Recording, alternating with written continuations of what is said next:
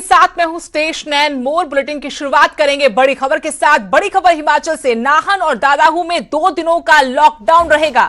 Corona के बढ़ते खतरे के बीच में यह बड़ा फैसला लिया गया है। होम क्वारंटीन में सीएम जयराम ठाकुर ने वीडियो कॉन्फ्रेंसिंग की। सोलन और सिरमौर के डीसी से इस मसले पर सीएम ने बातचीत की है। लॉकडाउन का उल्लंघन करने वालों पर सख्त कार्रवाई भी होगी। नाहन शहर के गोविंदगढ़ मोहल्ले में कोरोना तेजी से फैल रहा है। लॉकडाउन के दौरान सुबह 7 से 9 बजे तक दूध की सप्लाई भी होगी। गोविंदगढ़ मोहल्ले में ही कोरोना के 128 मामले सामने आए हैं। अब बड़ा फैसला प्रशासन ने कोरोना की रफ्तार रोकने के लिए लिया है कि 2 दिन का लॉकडाउन रहेगा। कोरोना के बढ़ते खतरे के बीच में सरकार का ये बड़ा फैसला। CM Jairam Thakur home quarantine है और ऐसे में उन्होंने वीडियो कॉन्फ्रेंसिंग के जरिए सोलन और सिरमौर के डीसी से इस मसले पर बातचीत की। क्या तैयारी है, क्या इंतजाम है और किस तरीके से लॉकडाउन को लागू किया जाएगा, सारे मसले पर विस्तार से बातचीत हुई है। लेकिन साथ ही आपको बता दें, इस लॉकडाउन का अगर उल्लंघन किसी ने किया तो सख्त कार्रवाई भुगतनी होगी। नाहन शहर के गोविंदगढ़ मोहल्ले में कोरोना तेजी से पैर पसार रहा है। लॉकडाउन के दौरान यह भी जानकारी मिली कि 7 से 9 बजे तक दूध की सप्लाई की जाएगी। गोविंदगढ़ मोहल्ले में ही कोरोना के 128 मामले सामने आए हैं। इसके बाद ये बड़ा फैसला लिया गया। इस तरह से हो सकता है, लेकिन ये एरिया जहां जहां से वो पॉजिटिव केस निकले हैं वो एरिया तो पूरा कवर करना चाहिए कंटेनमेंट जोन में। और उसमें जैसे सीएस कह रहे थे बीच में वो कनेक्शन टूट गया था, दोबारा जुड़ गए। तो जो इनने एक बात कही कि जो बेसिक कॉन्सेप्ट तो ये है कि जो बफर जोन और कंटेनमेंट जोन, उसका कॉन्सेप्ट में यही है कि हमको उसमें जो है बहुत जो है वो एसीएफ जो है, एक तरह का एसीएफ जो है वो करना है उसमें, ताकि एक भी आदमी रह गया तो हमारी मेहनत का कोई मतलब नहीं है। नाहन से मेरे सहयोगी सतीश शर्मा फोन लाइन से जुड़े हैं और जानकारी के साथ। सतीश, अब 2 दिन के लॉकडाउन का फैसला हुआ है। सबसे पहले तो वहां के हालात आपसे जानना चाहते हैं। कितने मामले हैं, कितना बड़ा संक्रमण तेजी से फैल रहा है, इस लॉकडाउन से ये काबू में आ पाएगा? प्रशासन ने क्या और इंतजाम किए हैं? टेस्टिंग को लेकर क्या जानकारी है? बिल्कुल सुदेश, देखिए नाहन में कोरोना संक्रमण जो लगातार फैलता जा रहा है और मौजूदा में नाहन शहर के अकेले गोविंदगढ़ मोहल्ले से 128 जो है कोरोना पॉजिटिव मामले जो है वो सामने आए। प्रशासन ने फिलहाल 2 दिन का लॉकडाउन जो है वो लगाया है और पूरी उम्मीद ये लगाई जा रही है कि इस लॉकडाउन को बढ़ाना पड़ेगा। जिस तरीके से कोरोना संक्रमितों की जो संख्या बढ़ रही है तो लॉकडाउन बढ़ना जो है और निश्चित माना जा रहा है। डीसी सिरमौर की आज जो है मुख्यमंत्री के साथ वीडियो कॉन्फ्रेंसिंग भी हुई है। उसके बाद ही जो है लॉकडाउन के आदेश जारी किए गए और साफ तौर पर ये जो है अपील लोगों से की गई है, घरों से बाहर ना निकले, लॉकडाउन का जो है वो पालन करे और किसी भी तरीके से अगर इसकी अवहेलना की जाती है तो सख्त कार्रवाई प्रशासन द्वारा जो है वो की जाएगी। सैंपलिंग की अगर स्वदेश में बात करूं तो गोविंदगढ़ मोहल्ला से अभी तक करीब 1500 लोगों के सैंपल जो है वो लिए जा चुके हैं, जिनमें से करीब 1300 सैंपल की रिपोर्ट आ चुकी है और बाकी की रिपोर्ट आना बाकी है। तो कहीं ना कहीं नाहन शहर के लिए एक बड़ी समस्या ये कोरोना संक्रमण जो है मौजूदा में बने हुए है। सुदेश, लेकिन लॉकडाउन के दौरान लोगों को परेशानी ना हो, जो आम लोग हैं वो परेशान ना हो और नियमों का भी पालन होता रहे, इसके लिए प्रशासन ने क्या फैसला किया है? किस तरह से रोजमर्रा की जरूरत की चीजें उन तक पहुंचाई जाएंगी? बिल्कुल, इस बाबत जो है नाहन नगर परिषद को जो है आवश्यक दिशा निर्देश जो है जिला उपायुक्त द्वारा जारी किए गए और जो यहाँ के नगर परिषद के प्रतिनिधि है और नगर परिषद के जो अधिकारी है उनकी ये जिम्मेवारी सुनिश्चित की गई है कि जो आवश्यक सामान है वो लोगों के घर तक जो है पहुंचे।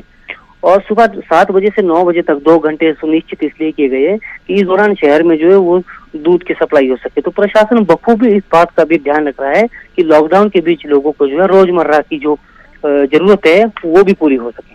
लेकिन यहाँ पर नाहन में सिर्फ इसी इलाके में इतना संक्रमण कैसे हुआ? क्या बाहर से लोग आए थे? पहला मामला कब सामने आया था? और क्या लापरवाही बरती गई प्रशासन की तरफ से, लोगों की तरफ से, कि अब 128 मामले सिर्फ एक इलाके से, एक मोहल्ले से आ गए? बिल्कुल सुरेश, बताना चाहूंगा कि 10 जुलाई को जो है गोविंदगढ़ मोहल्ले में एक शादी समारोह यहाँ पर हुआ था और इसमें पंजाब से कुछ लोग जो है पहुंचे हुए थे। तो शुरुआती तौर पर आशंका यही जताई गई कि पंजाब से जो ये लोग यहाँ पहुंचे थे उनकी वजह से ये संक्रमण फैला है। और नाहन में जो है किस तरीके से संक्रमण का खुलासा हुआ मैं आपको बताना चाहूंगा कि इसी मोहल्ले की एक गर्भवती महिला जो है doctor YS Parmar medical college Nahan में जो है वो उपचाराधीन हुई और जब वहाँ उनका कोरोना का टेस्ट लिया गया तो पॉजिटिव पाई गई। उसके बाद जब परिवार के लोगों की सैंपलिंग की गई तो सभी लोग पॉजिटिव पाए गए और धीरे धीरे संक्रमण जो है बढ़ता गया और ये पूरा मोहल्ले में जो है वो फैल चुका है। शुक्रिया सतीश जानकारी के लिए थे। लेकिन अब सरकार प्रशासन अलर्ट पर है और नाहन दादाहू में 2 दिन का लॉकडाउन का फैसला हुआ है। दोनों जिलों के डीसी से बाकायदा मुख्यमंत्री जयराम ठाकुर ने वीडियो कॉन्फ्रेंसिंग के जरिए बातचीत की है और पूछा है कि क्या इंतजाम वहां पर किए हैं और किस तरह से एहतियात बरते जा सकते ताकि इस संक्रमण को आगे फैलने से रोका जा सके। अकेले नाहन शहर के गोविंदगढ़ मोहल्ले से 128 केस सामने आए हैं। एक बड़ी लापरवाही भी इसके पीछे बताया गया कि शादी समारोह था, इसमें कुछ लोग पंजाब से शामिल हुए थे और यहीं से कोरोना की चेन बनी जिसने 128 लोगों को अपनी चपेट में ले लिया।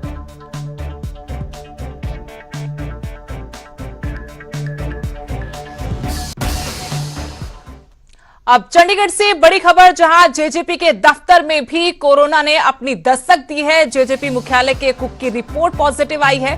दफ्तर के पूरे स्टाफ के अब कोरोना के टेस्ट करवाए गए थे और इसके बाद कुक की रिपोर्ट पॉजिटिव आई। जननायक जनता पार्टी का दफ्तर 2 दिनों के लिए इस रिपोर्ट के पॉजिटिव आने के बाद बंद कर दिया गया है। बड़ी खबर चंडीगढ़ से, जेजेपी मुख्यालय तक कोरोना ने दस्तक दे दी है।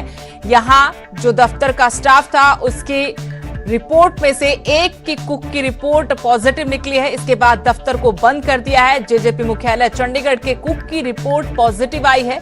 इसके बाद एहतियातन दफ्तर को 2 दिन के लिए बंद किया गया। जननायक जनता पार्टी का चंडीगढ़ का जो मुख्यालय है वहां एक कुक पॉजिटिव निकला है। इसके बाद एहतियातन 2 दिन के लिए इस दफ्तर को बंद किया गया, सैनिटाइज किया जाएगा दफ्तर को। इससे पहले भी जेजेपी नेता और उप मुख्यमंत्री दुष्यंत चौटाला के स्टाफ के 3 लोग संक्रमित पाए गए थे।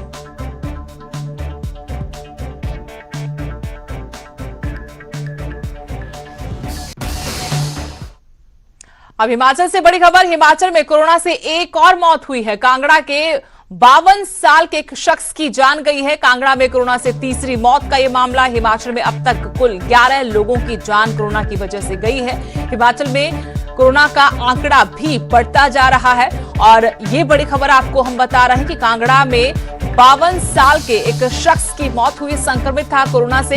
कांगड़ा में कोरोना से ये तीसरी मौत है, जबकि हिमाचल में अब तक 11 लोगों की जान गई है।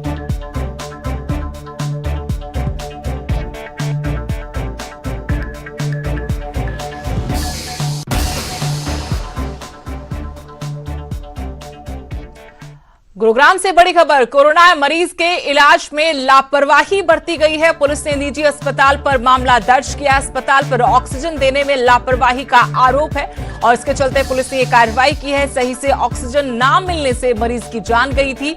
मृतक के परिजनों की शिकायत पर पुलिस ने मामला दर्ज किया। निजी अस्पताल का मामला, आरोप लापरवाही का है कि यहां एक मरीज को सही तरीके से वक्त पर ऑक्सीजन नहीं दी गई, इसकी वजह से उसकी जान गई और मृतक के परिजनों की शिकायत पर पुलिस ने मामला भी दर्ज कर लिया है।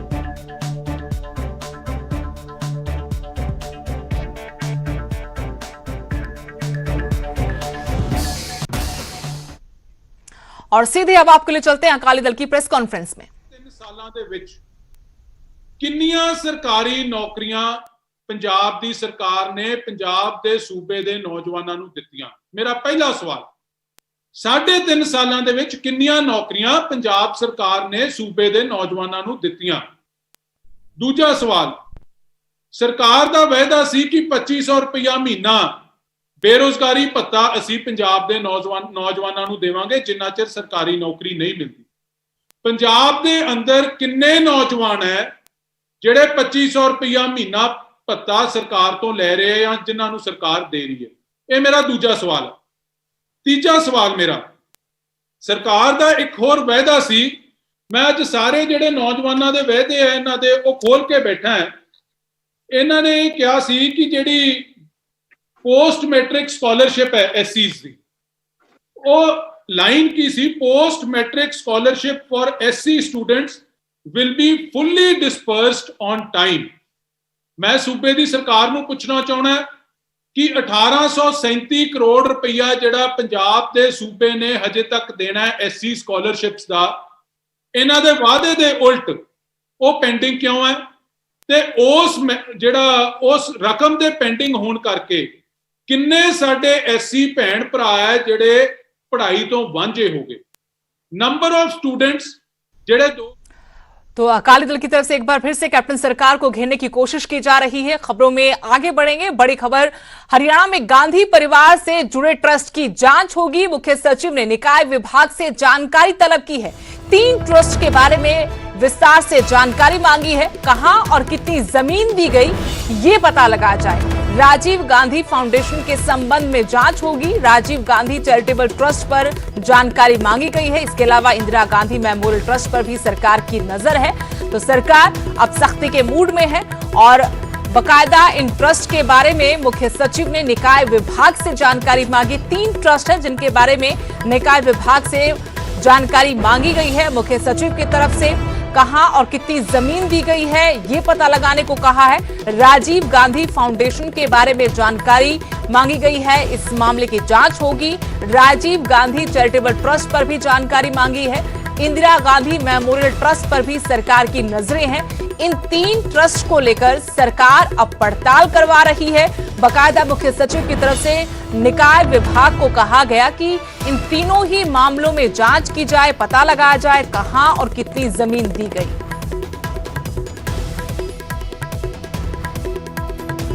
चंडीगढ़ से मेरे सहयोगी मनोज कुमार इसी खबर पर और जानकारी के साथ जुड़े हैं। मनोज, 3 ट्रस्ट को लेकर अब मामला सामने आया कि गांधी परिवार से जुड़े हुए 3 ट्रस्टों की सरकार जांच करवा रही है। क्या मामला है? क्यों आखिर सरकार को अब ये लगा कि इन तीनों मामलों की जांच होनी चाहिए?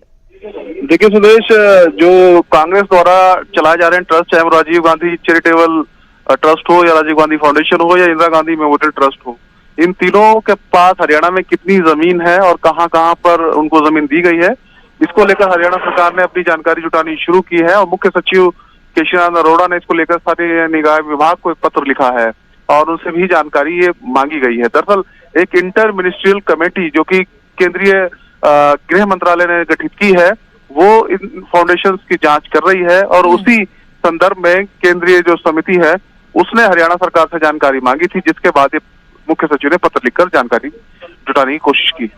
जी शुक्रिया मनोज। तो केंद्र की तरफ से जो इंक्वायरी हो रही है उसी मामले में अब हरियाणा में इन ट्रस्ट के बारे में जानकारी देने को कहा गया। मुख्य सचिव से जानकारी मांगी तो मुख्य सचिव ने अब बकायदा निकाय विभाग को लिखकर पूछा है कि इस मामले में बताएं कि कहां इन ट्रस्ट के नाम पर जमीन है, कब दी गई, कैसे दी गई, ताकि जो केंद्र की तरफ से जांच करवाई जा रही है वहां तक इस बारे में जानकारी साझा की जा सके।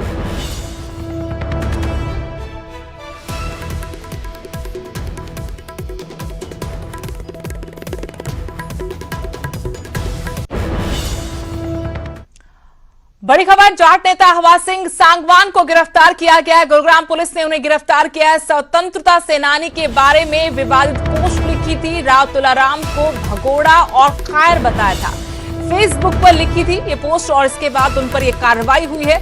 सोशल मीडिया पर हंगामा मचने के बाद हालांकि उनकी तरफ से इस पोस्ट को डिलीट भी किया गया। साइबर सेल में हवा सिंह सांगवान से पूछताछ हो रही है। मानेसर निवासी उमेद यादव ने इस बारे में पुलिस को शिकायत दी थी और पुलिस ने इसी पर कार्रवाई करते हुए अब गिरफ्तार किया है जाट नेता हवा सिंह सांगवान को। गुरुग्राम पुलिस ने अपनी तरफ से कार्रवाई की है। जानकारी मिली है कि स्वतंत्रता सेनानी राव तुलाराम के बारे में उन्होंने सोशल मीडिया पर एक पोस्ट की थी जिस पर विवाद खड़ा हुआ था। उन्होंने राव तुलाराम को इस पोस्ट में भगोड़ा और कायर तक कहा था। फेसबुक पर लिखी इस पोस्ट पर जब बवाल शुरू हुआ, हंगामा मचा, तो उसके बाद उन्होंने अपनी तरफ से पोस्ट डिलीट भी कर दी, लेकिन मामला तब तक हाथ से निकल चुका था और बकायदा इस मामले में मानेसर निवासी उमेश यादव ने पुलिस में शिकायत दी। शिकायत मिलते पुलिस ने अपनी कार्रवाई की। जानकारी ये कि साइबर सेल में अब हवा सिंह सांगवान से पूछताछ हो रही है।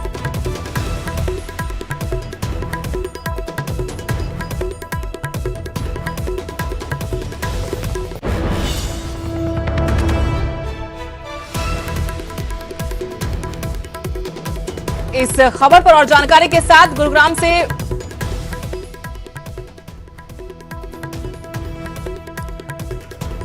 धर्मवीर शर्मा जुड़ गए हैं। धर्मवीर, क्या पूरा मामला है, कब ये पोस्ट की गई थी जिस पर अब कार्रवाई पुलिस कर रही है? देखिए, आवासिक सांगवान ने एक दिन पहले ये जो पोस्ट है ये अपने फेसबुक पेज पर लिखी थी और इसमें उन्होंने स्वतंत्रता सेनानी राव तुलाराम के बारे में काफी अभद्र टिप्पणी जो है वो की थी। यहाँ तक कि भगोड़ा और कायर जो है वो कहा था और साथ ही उन्होंने ये भी कहा था कि भगोड़ा और कायर होने की वजह से ही अंग्रेजों ने अहिर रेजिमेंट जो है वो नहीं बनाई थी और अगर अब अहिर रेजिमेंट बनाई जाती है तो वो इसको लेकर के सुप्रीम कोर्ट में जाएंगे। साथ ही आवासिक ने ये भी लिखा था कि राव तुलाराम के नाम से जो भी सड़क है या फिर जो भी स्मारक है उनके नाम बदल देने चाहिए क्योंकि राव तुलाराम एक भगोड़े और कायर थे। जबकि सबको पता है कि इतिहास में पढ़ते आए हैं कि राव तुलाराम जो स्वतंत्रता सेनानी थे और इसके बाद जब ये पोस्ट लिखी आवासिक सांगवान ने उसके बाद पूरे अहिरवाल क्षेत्र में जो है काफी चर्चा इस बात की रही, काफी नाराजगी लोगों में रही, सोशल मीडिया में भी। और उसके बाद ही मानेसर के एक उमेद यादव नाम के जो युवक हैं उन्होंने ये शिकायत गुरुग्राम पुलिस को दी और उसी शिकायत के ऊपर कार्रवाई करते हुए साइबर सेल ने आज सुबह से ही जो है पूछताछ कर रही थी आवासिक सांगवान से और अब आधिकारिक तौर पर उसे गिरफ्तार कर लिया है क्योंकि ये पोस्ट उन्हीं के अकाउंट से की गई थी। उन्होंने खुद इस पोस्ट को किया था और कुछ देर पहले जब मैंने खुद आवासिक सांगवान से इस बारे में बात की थी तो आवासिक सांगवान ने ये कहा कि जो इतिहास है वो जो लिखा गया है वो मैंने ठीक लिखा है। वो खुद इस बात को मान रहे थे फोन पर कि मैंने जो लिखा वो ठीक लिखा है और अब गुरुग्राम पुलिस ने उन्हें गिरफ्तार कर लिया है। तो कहीं ना कहीं ये हम कह सकते हैं कि स्वतंत्रता सेनानियों का जो अपमान जिस तरह से किया गया है उसके बाद ही ये गुस्सा लोगों में बढ़का और उसके बाद शिकायत की गई। कुछ लोग इस बात को लेकर के भी जोड़कर देख रहे हैं कि आवासिक सांगवान जो कि जाट नेता है और लगातार वो राजनीति करते रहे हैं जाट समुदाय की, तो इससे भी जोड़कर देखा जा रहा है कि वो कहीं ना कहीं एक बार फिर से आपसी जो भाईचारा है प्रदेश का उसमें कहीं ना कहीं जातीय जहर जो है वो घोलने की कोशिश कर रहे हैं। हालांकि आरोप लगाए जा रहे हैं, फिलहाल मामला पुलिस में पहुंच चुका है, वो गिरफ्तार हो चुके हैं। अब आगे की जो कार्रवाई है वो गुरुग्राम पुलिस ने करनी है। जी शुक्रिया धर्मेंद्र जानकारी के लिए। तो अपडेट ये है कि इस मामले में उनकी गिरफ्तारी हो चुकी है। सोशल मीडिया पर पोस्ट लिखा था राव तुलाराम को लेकर और उन्हें भगोड़ा कायर तक कहा था। इसी बात को लेकर एक समाज के तबके को आपत्ति थी। बकायदा एक शख्स है जो मानेसर से है उनकी तरफ से शिकायत पुलिस में दी गई। पुलिस ने इस शिकायत के आधार पर ही गिरफ्तार किया है हवासिंह सांगवान को साइबर सेल में। अब फिलहाल उनसे इस मामले को लेकर ही पूछताछ हो रही है। उधर मुख्यमंत्री मनोहर लाल ने एक बार फिर से बड़ौदा उपचुनाव में जीत का दावा किया है। रोहतक में पत्रकारों से बातचीत में सीएम ने कहा कि यह चुनाव कांग्रेस पार्टी के लिए चुनौती है लेकिन बीजेपी के लिए एक अवसर है। हम अपने 6 साल के कार्यकाल को लेकर जनता के बीच आएंगे। सीएम ने बीजेपी सरकार के कार्यकाल की सराहना की। उन्होंने कहा कि हमने पारदर्शी शासन देने का प्रयास किया और बहुत से सिस्टम को हमने ऑनलाइन भी किया ताकि भ्रष्टाचार पर अंकुश लगाया जा सके।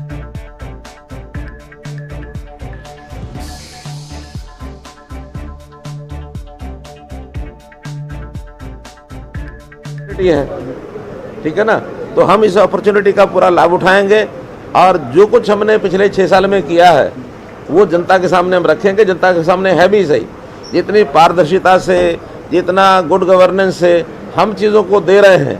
कांग्रेस ने तो आज तक ना पहले कभी दिया ना किसी और प्रदेश में आज ये दे रही है। आखिर मुकाबला तो लोग हमारे पड़ोस के जो प्रदेश हैं, चाहे वो पंजाब है चाहे वो राजस्थान है, उसका हरियाणा के शासन व्यवस्था से वो करते ही हैं और हरियाणा की शासन व्यवस्था का जो असर है वो बाकी लोग भी देखते हैं, इवन पंजाब और राजस्थान में भी।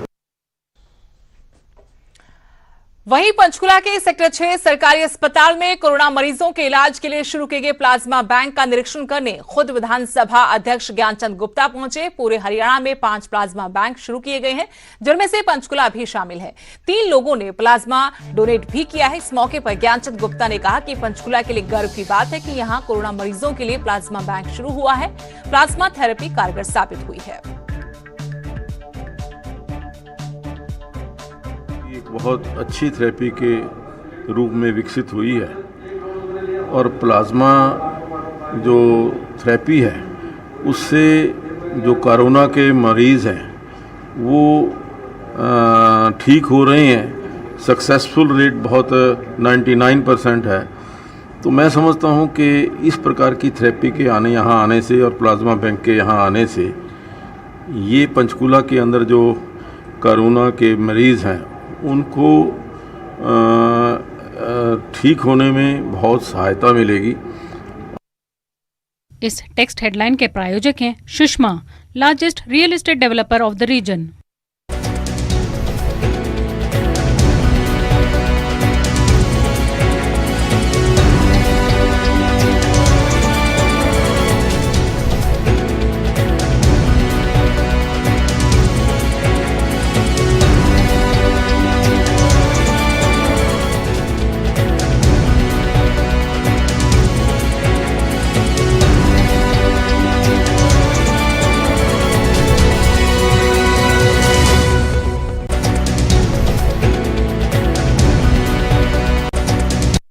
इस टेक्स्ट हेडलाइन के प्रायोजक हैं Sushma, largest real estate developer of the reason.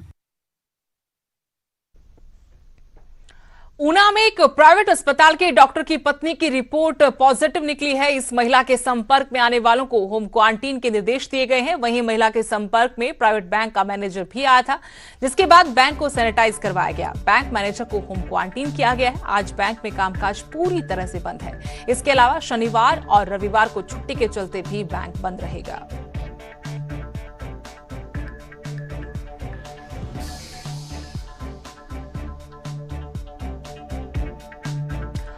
अब आपको एक पिता का संघर्ष दिखाते हैं, जिसने अपने बच्चों की ऑनलाइन पढ़ाई के लिए गाय तक बेच दी ताकि स्मार्टफोन खरीद सकें।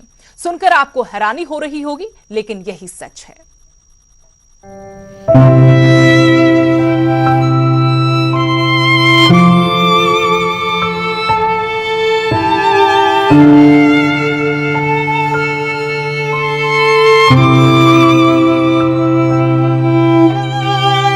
अपने बच्चों के बेहतर भविष्य के लिए माँ बाप जिंदगी तक को दांव पर लगा देते हैं। इन दिनों ज्वालामुखी विधानसभा क्षेत्र के गुम्मर गांव के किसान कुलदीप की चर्चा पूरे हिमाचल में, जिन्होंने ऑनलाइन पढ़ाई के लिए अपनी गाय को बेचकर मोबाइल खरीद लिया ताकि बच्चे घर पर ही पढ़ाई कर सकें।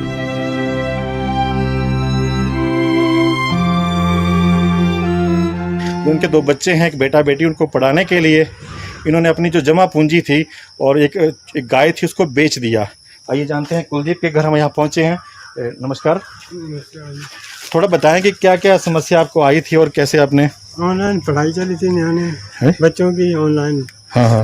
और इसी कारण मुझे गाय बेचनी पड़ी, इसलिए फ़ोन लिया और तभी नियानों बच्चों की पढ़ाई शुरू की। कुलदीप की आंखों में गाय को बेचने का दर्द भी उतना ही दिखता है जितना बच्चों के भविष्य के प्रति चिंता। गाय को बेचना जरूरत भी थी और मजबूरी भी। महज 6,000 में अपनी एक गाय बेचकर 6,000 का स्मार्टफोन खरीद लिया। जब स्थानीय विधायक रमेश धवाला को इसकी जानकारी हुई तो वो खुद इस किसान के घर पहुंचे और 2,000 रुपए की आर्थिक मदद की, साथ ही हर संभव मदद का भरोसा दिया। मोबाइल लेकर के दिया है, चलो हम इनकी प्रशंसा करेंगे कि बच्चे के लिए ऐसा किया है, लेकिन जो सरकार की तरफ से मदद होनी चाहिए वो पंचायत के माध्यम से होती है। पंचायत ने ऐसी डिस्पैरिटी या डिस्क्रिमिनेशन की है तो उसकी इंक्वायरी जो है वो एसडीएम साहब और बीडीओ साहब जो वो करेंगे, लेकिन मेरी तरफ से अगर मकान की बात होगी तो उसकी मदद करेंगे। फाइनेंशियली इसकी कोई और ज़रूरत होगी तो इसकी और भी हम मदद जो है वो करेंगे। इधर समाज सेवी संजय शर्मा ने ज्वालामुखी विधायक पर सवाल उठाए। उन्होंने कहा कि फॉर्च्यूनर गाड़ी में सवार होकर कुलदीप के घर आने वाली रमेश धवाला ने 2,000 देकर गरीब के साथ भद्दा मजाक किया है। ऐसे बनेंगे? हालत देखिए इनकी, गाय तक बेचनी पड़ी एक मोबाइल लेने के लिए। शर्म से डूब मरना चाहिए शासन प्रशासन को। और आपके माध्यम से मैं 30 दिन का समय देता हूँ, अदरवाइज फिर जो होगा वो प्रशासन खुद देखेगा। कुलदीप एक छोटी सी गौशाला के बरामदे में खुद सोता है और पशुओं को एक कमरे में बरसात से बचाकर रखता है।